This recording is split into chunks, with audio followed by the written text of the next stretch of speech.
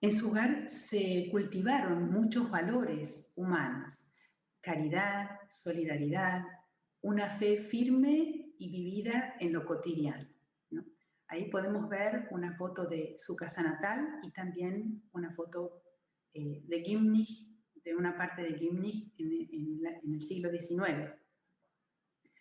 Sus abuelos eran trabajadores sencillos que vivían en Gimnich, un pueblito rural en las cercanías de Colonia. Matías Kentenich, su abuelo, tenía uno o dos caballos con los que transportaba productos de las granjas a Colonia y sus alrededores. Eran pobres, pero pudieron acoger a 3 niños más, además de sus hijos, y le dieron hogar y educación a la hija de una empleada doméstica conocida, a una nieta más y a José. Su abuela, Ana María Kentenich, cuenta su prima Henriette, que vivió con el padre y vivió con ellos, que era una mujer sencilla, bondadosa, profundamente religiosa y que tenía un amor especial a la Santísima Virgen. Recuerda que pasaba de noche rociando con agua bendita todos los rincones de la casa pidiendo la bendición, ¿no? También a los niños les enseñaba las oraciones, por ejemplo, propias para niños, del ángel de la guarda, ¿no? Y cuando cocinaba, dicen que por ahí los ojitos de la papa las iba separando y le preguntaban a los chicos: abuela, ¿qué estás haciendo? Y estoy rezando el rosario, a la par que cocinaba, ¿no es cierto? Y esto, digamos, claro, también les enseñaba las preguntas del catecismo. Vemos qué profundamente religiosa era la vida cotidiana en esta casa. Cuando el padre Kentenich más tarde en sus conferencias nos habla de que la fe de nuestros antecesores, la fe de nuestros abuelos, eran personas simples pero con una fe muy fuerte, muy firme, ¿no? Y se nos vienen tal vez estas imágenes también cuando habla de la santificación de la vida diaria, ¿no? Podemos verlo como un trasfondo. Vamos a ver un poco la foto de su mamá, Catarina Kentenich, ¿no? Quisiera mencionar algunos de los rasgos como simples pinceladas que nos ayudan a ver un retrato de esta mujer que fue fuerte, valiente, noble, de una fe profunda y probada. El padre Spiker, sacerdote jesuita en Chile, dijo que había sido una vez, durante un tiempo, confesor de Catarina. Y confesó, dijo: esa señora ha llevado una vida santa. Y agregó que siempre quiso conocer al hijo de esta señora, no lo pudo conocer al padre. Catarina era la menor de 8 hermanos y a los 18 años comienza a trabajar en el servicio doméstico de una hacienda donde Matías Köpp era el capataz, ¿no? Él era 22 años mayor que ella. Podemos pensar en el siglo XIX, un hombre de 40 años soltero ya no tenía mucha previsión de casarse, ¿no es cierto? Él manifestaba un interés especial por Catarina, ella queda embarazada y en esa época una madre soltera era una mujer marginada, se la trataba muy duramente, se la consideraba un fracaso. No tenía ni siquiera derecho jurídico de reclamo de sostenimiento económico. Tenía un futuro muy duro. El papá de Catarina, que la quería mucho, era su hija más pequeña, se siente profundamente entristecido, decepcionado, y al principio no la acepta en la casa. Entonces ella se va a vivir a la casa de su hermana Sibila, que estaba casada. Pero unas semanas más adelante el amor del papá hace que la vuelva a acoger en su propia casa, ¿no? Y allí es donde Catalina tiene a José. Catalina dormía en un altillo, en el altillo. La casa era muy pequeña y el altillo también era muy pequeño, Ese es se ha tratado de poner nuevamente el altillo de la casa como se supone que ha estado en esa época. Es una foto de los últimos años. Y una noche, estando embarazada, Catalina, en ese altillo, siente mucha angustia frente a su futuro, ¿no? Como vimos recién, para una mujer soltera era muy duro. Y se le cruza el pensamiento, podemos decir también la tentación de no seguir viviendo, de si esto tiene sentido o de acabar con su vida. Su madre, Ana María, se despertó muy inquieta y comenzó nuevamente con el agua bendita a rociar toda la casa. Y cuando abre la puerta del altillo, Catalina, muy sorprendida, como que se asusta, sobresaltada, pregunta qué pasa. Y la mamá le contesta, en la casa hay algo que no es del bien. Cierra la puerta y se va. Sabemos que Catalina queda muy impresionada por esto, se da cuenta de que era una tentación y en esa misma noche ella decide aceptar su situación, ponerse totalmente en las manos de Dios y consagra a su hijo, a Dios y a la Santísima Virgen esa noche. Nosotros sabemos que el niño, el bebé en el seno materno siente, hoy lo sabemos, si es aceptado o no. En ese momento también tiene que haber sentido el niño que Catalina lo consagró, lo aceptó, ¿no? Y la actitud de ella es una actitud de una fe religiosa que da sustento a una disposición positiva frente a su hijo, ¿no? Y se va formando así, se va forjando un vínculo fuerte entre la mamá y el hijo. A los pocos años, Matías Kentenich, el papá de Catalina, muere y era quien traía el sustento a la casa.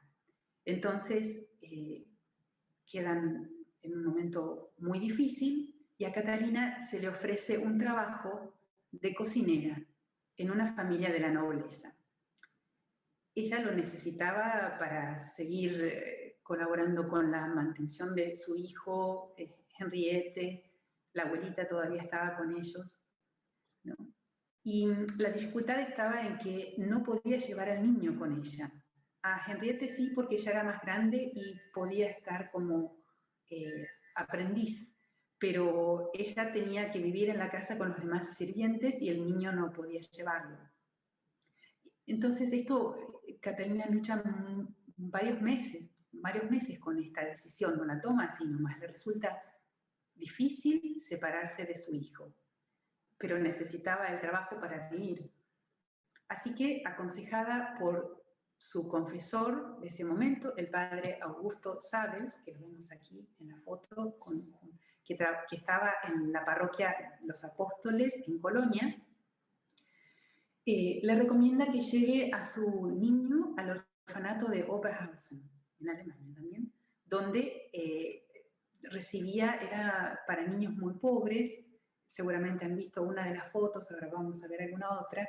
Los niños estaban descalzos durante la semana, usaban zuecos de madera los domingos, peladitos, era muy pobre, pero recibían educación y clases. Volviendo entonces al consejo del padre Augusto Sabels, Catalina entonces lo lleva al orfanato y, bueno, ¿qué puede hacer una vez que está ya en el orfanato? Se tiene que separar y pongámonos en el lugar de esta madre, ¿no? En un momento doloroso para ella, para su niño. Experimenta ella su limitación, su impotencia, su dolor. ¿Y qué hace? Recurre a Dios a través de María. Va a la capilla donde estaba la imagen, la estatua de la Virgen de Pompeya, se arrodilla y reza desde lo profundo de su corazón.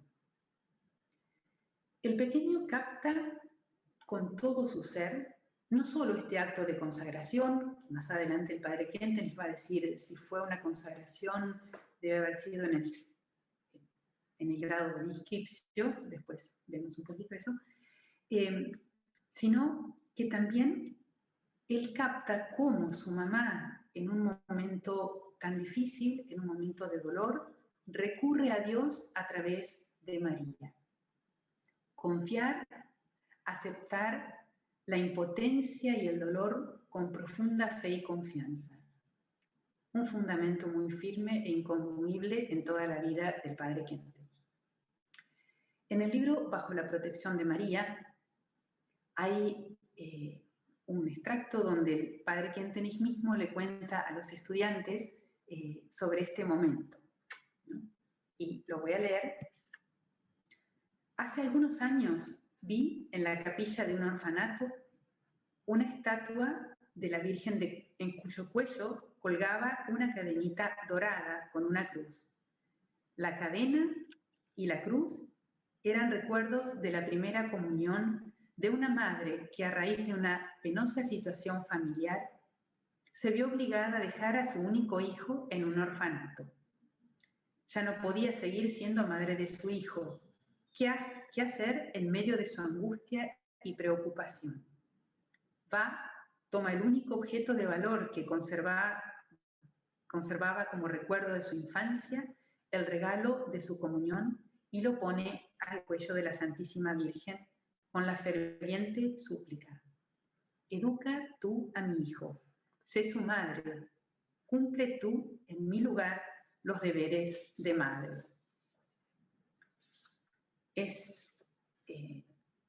Llama la atención con cuánta nitidez el padre puede transmitir lo que pasó en ese momento. Y si pensamos en un niño que se está separando de su mamá y sabe que su mamá lo deja en un lugar así, probablemente debe haber llorado, pero en el momento en que su mamá lo ha consagrado tiene que haberse calmado, porque si no, no podría recordar todo esto, ¿no? Y los invito a través de un pequeño episodio del tiempo del orfanato, que a lo mejor no lo tenemos tan presente, para que veamos algo de cómo el niño vive profundamente esta realidad.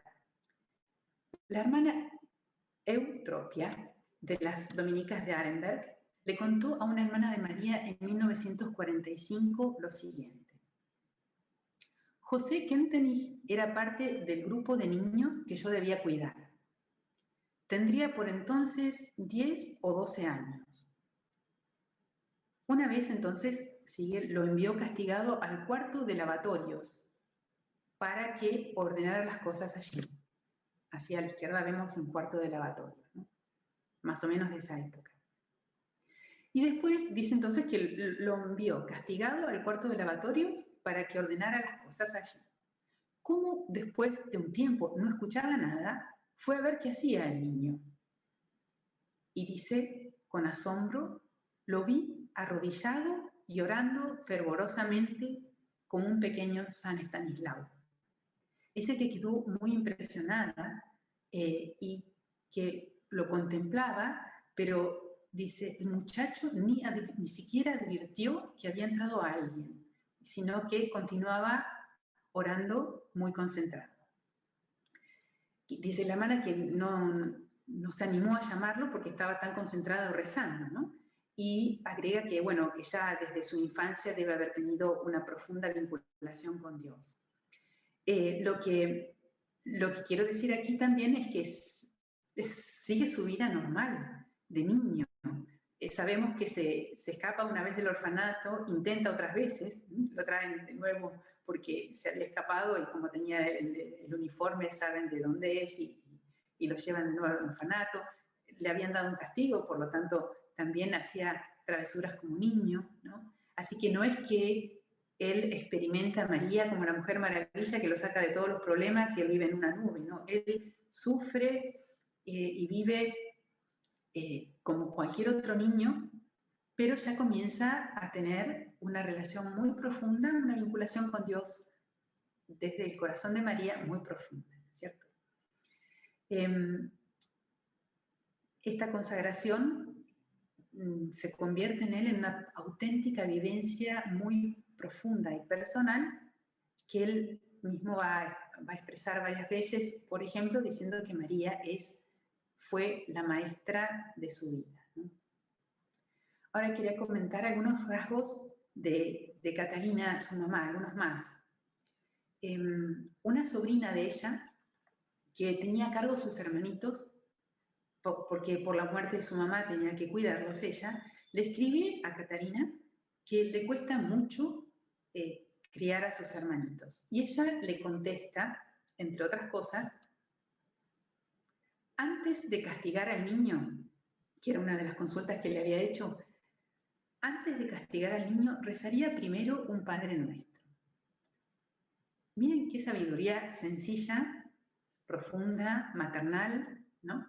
Porque si uno cuenta hasta 10, bueno, puede ser que la rabia o el enojo le vaya creciendo. Ahora, rezar un Padre Nuestro, ¿para qué? Para distinguir si el niño realmente necesita en ese momento que se le ponga un parate, o es que a mí me sacó de quicio o me enojó y por eso yo le voy a castigar, ¿cierto?